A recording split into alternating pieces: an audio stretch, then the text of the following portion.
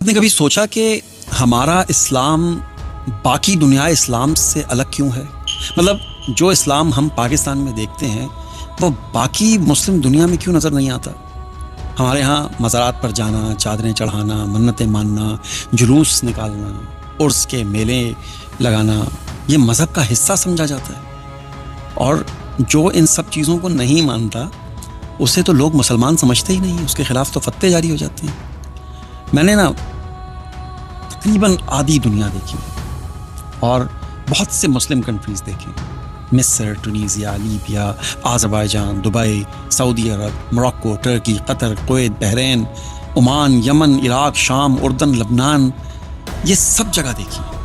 وہاں پہ اسلام سادہ سا ہے، قرآن و سنت کے بہت قریب ہے، مساجد مرکز ہیں، رسم و رواج نہیں۔ میں نے سوچا کہ آخر ایسا کیوں ہے، آخر ہمارے یہاں ہی ایسا کیوں ہے؟ تو میں نے پھر تاریخ کے کچھ اور آنکھ پلٹے تو مجھے نظر آیا کہ بر صغیر میں صدیوں تک ہندوؤں کا دبدبہ رہا تھا۔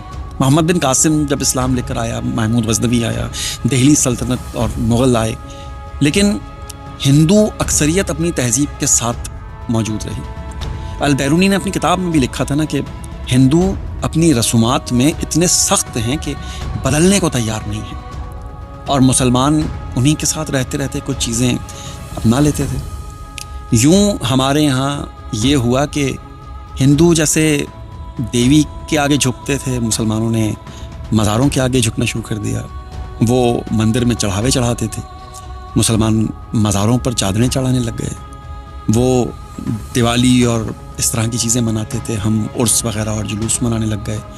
فرق صرف ناموں کا ہے، انداز تقریباً ایک جیسا ہے، افینڈ نہ ہونا۔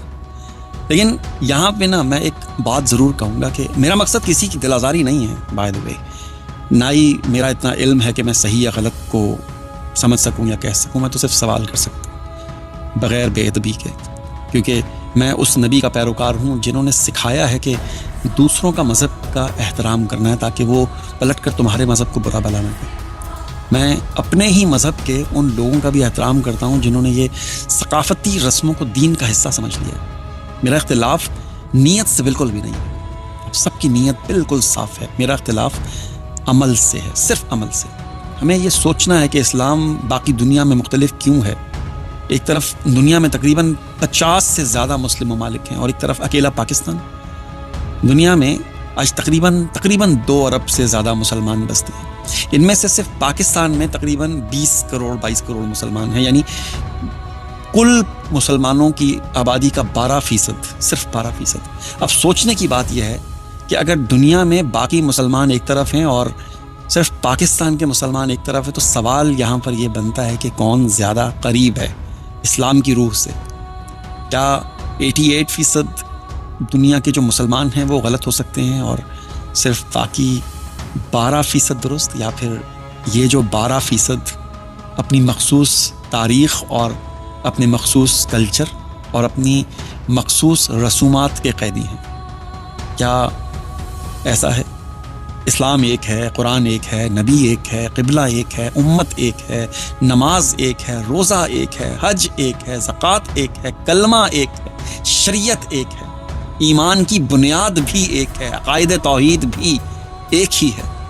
جب سب کچھ ایک ہے تو پھر سوال یہ ہے کہ ہمارا اسلام باقی دنیا سے اتنا مختلف کیوں ہے؟ آپ کی سوچ ہے، آپ نکلیں باہر تو پتہ چلے۔ میں جانتا ہوں میری یہ باتیں شاید آپ کو آسانی سے سمجھ میں نہیں آئیں گی، کچھ لوگوں کو یہ سخت بھی لگیں گی، کچھ لوگ ناراض بھی ہوں گے۔ ظاہر ہے آپ کے عقائد کو ٹھیس پہنچاؤ تو آپ کو تکلیف تو ہوگی، لیکن اس کی وجہ صرف یہ ہے کہ ہم صدیوں پرانی عادات اور کلچر سے اپنے آپ کو جدا کرنے کی ہمت ہی نہیں رکھتے ہیں۔ ہم رسموں میں اتنے الجھ چکے ہیں کہ دین کی اصل روشنی تک پہنچنا بہت مشکل لگنے لگا ہے، اور یہ سچ ہے، اور سچ کو قبول کرنا مشکل لگتا ہے کیونکہ وہ ہمیں بدلنے پر مجبور کرتا ہے، اور انسان کو اپنی تبدیلی سب سے زیادہ بھاری لگتی ہے۔ میں معذرت چاہتا ہوں، میری ابھی تک کی تحقیق یہی ہے کہ پاکستانی مذہب یا اسلام اور پوری دنیا کا اسلام دونوں الگ الگ ہیں، بالکل۔ میں نے آدھی دنیا کے مسلمان کنٹریز دیکھے ہیں، وہاں یہ سب کچھ نہیں دیکھا۔ 88% لوگ غلط نہیں ہو سکتے. میں غلط 12% کو بھی نہیں کہہ رہا ہوں، لیکن معافی چاہتا ہوں. لیکن آپ اپنی تحقیق ضرور کیجیے، اندھی تقلید مت کیجیے، اور جو عقائد ہے نا اس کی اینک اتار کے پھر دیکھیں، پھر آپ کو سمجھ میں آئے گی بات.